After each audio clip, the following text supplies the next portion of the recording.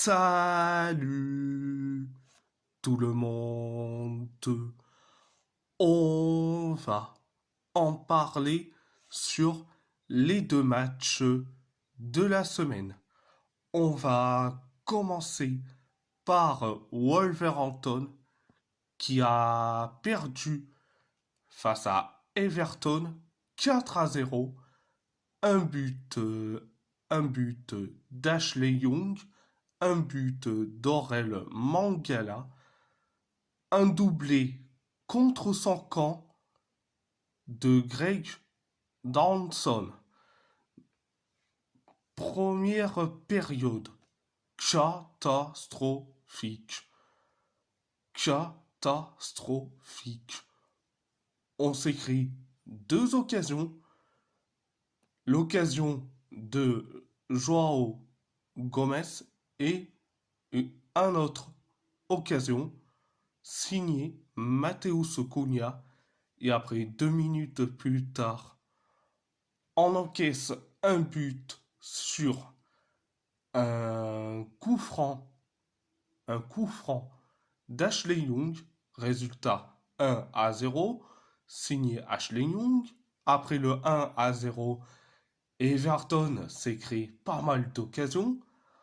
Pareil pour nous, on s'est créé deux occasions de Jorgen Strand-Larsen. Donc une occasion captée par Pickford et la deuxième occasion loupée.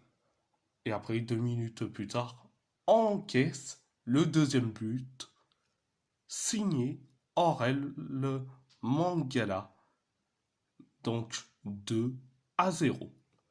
Et après le 2-0, Wolverhampton s'écrit une occasion dans les temps additionnels de la première période, signé Gonzalo Guedes. Donc c'était la première période.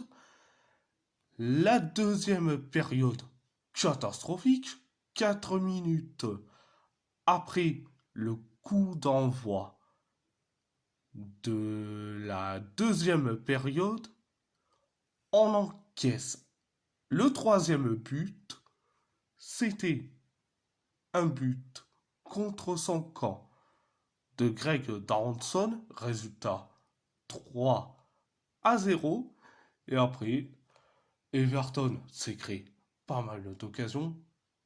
Wolverhampton s'est créé une seule et dernière occasion signée Mateus Cunha.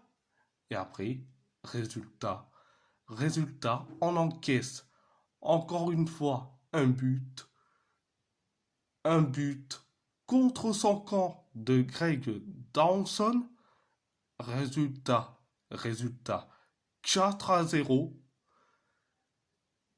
Après le 4-0, Everton s'est créé quelques occasions. Donc, c'était la deuxième période. À part ça, c'est tout. On va parler de l'Athletic Bilbao. L'Athletic Bilbao a gagné face au Real Madrid 2-1.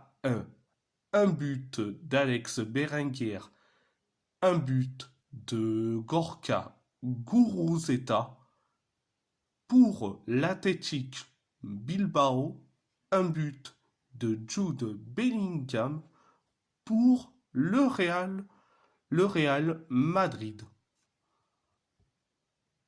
Première période, ça a été limité, voire bien.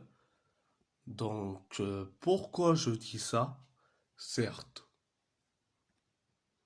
ça a été un peu bien, mais je l'ai trouvé limité. Donc, première période, ça a été limité, voire bien.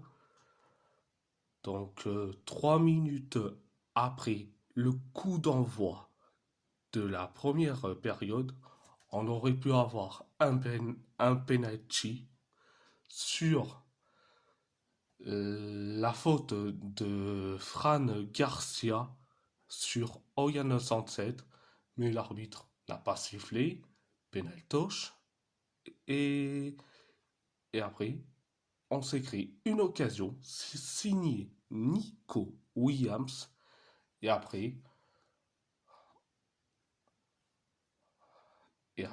quelques minutes plus tard, on encaisse un but, mais heureusement que ça a été refusé parce que Mbappé était hors jeu. Mbappé a marqué, mais hors jeu quand même. Donc merci l'arbitre. Et après, le but refusé est de Mbappé pour cause de hors jeu. Euh, on s'écrit à deux occasions. L'occasion de Iñaki Williams et la deuxième signée Alex Berenguer. C'est une occasion loupée. Donc c'était la première période. La deuxième période, ça a été bien. Ça a été bien. Euh,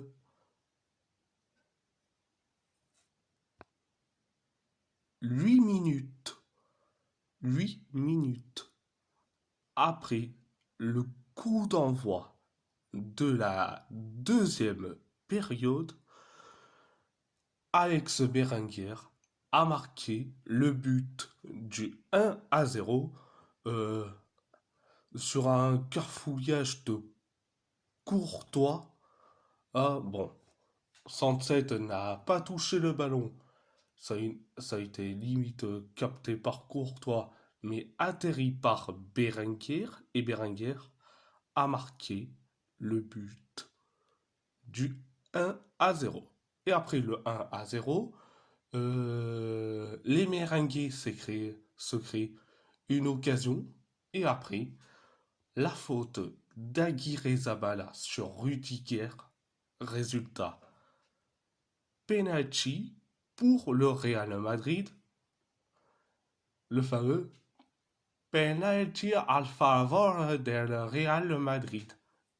Résultat, Mbappé s'élance et Julen Aguirre Zabala a arrêté le penalty de Mbappé, alias Mpaflop. Donc, c'est tant mieux. C'est tant mieux. Euh, et après le penalty loupé de Mbappé, un penalty raté, quand même, le Real Madrid se crée une occasion par Mbappé, une frappe, euh, une frappe énorme captée par Aguirre Zabala et on encaisse, signé Jude Bellingham. Oui, Jude Bellingham a marqué le but de l'égalisation, un partout. Et après, 2 minutes plus tard, c'est Gorka Guruzeta qui marque le but du 2-1. Du 2-1. Donc, après le 2-1 signé Gorka Guruzeta, le Real Madrid s'est fait une seule occasion et après, c'est tout. Donc, c'était la deuxième période. La deuxième période, à part ça, c'est tout. Et si la vidéo vous plaît, abonnez-vous à ma chaîne YouTube. Likez, commentez si vous avez envie ou pas, c'est votre choix. À part ça, je vous laisse et merci beaucoup. Un grand merci beaucoup.